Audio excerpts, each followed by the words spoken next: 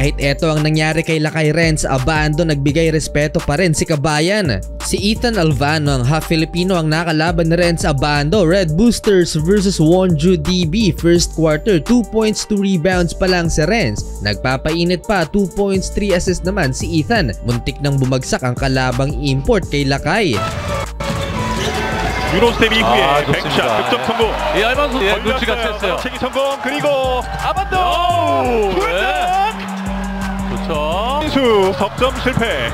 리바운드는 아반도. Good sportsmanship naman ay pinamalas na Renz Abando sa last 3 minutes. Talagang nakipagkamay pa in-game si Abando. 9 points si Jonghyun Lee at Daryl Monroe para sa Anyang. Lamang sila end of first quarter, 27-21. Second quarter, palubo ng palubo ang lamang ng Anyang Red Boosters habang nasa upuan sa Renz Abando. Ethan Alvano 6 points na so far. Ibang klase ang haba ng pasensya nitong official sa game na to. Grabe yung galit ng coach ni Ethan Alvano. Pinagsisigawan na ang referee, chill pa rin. Hindi man lang tinawagan ng technical foul ang Wonju DB coach. May pumabor kasing pito ang official sa Anyang Red Boosters. Naglagay ng band-aid naman sa bandang kaliwang bahagi ng mata si Renz Abando matapos itong magtamo ng sugat bago ilabas sa first quarter. Last 3 minutes, pinasok pa si Renz at nagtala ng 2 points kontra kay Ethan Alvano. Putback layup. 안 들어갔대요. 리바운드 아반도.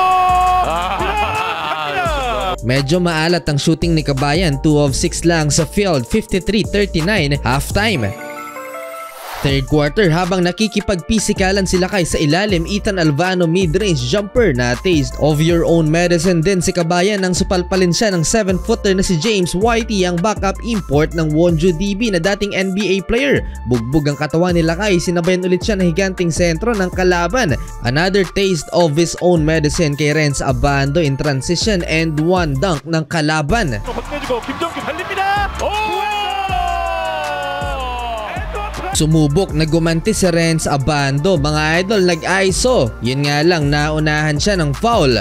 Grabing effort ang ginawa ni Ethan Alvano as point guard. Double-double na, 14 points, 10 assists. All-out effort sa isa pang Pinoy. Bagyang numipis ang hawak na lamang ng Red Boosters bago muling lumobo sa 10 points, 77-67, end of third quarter.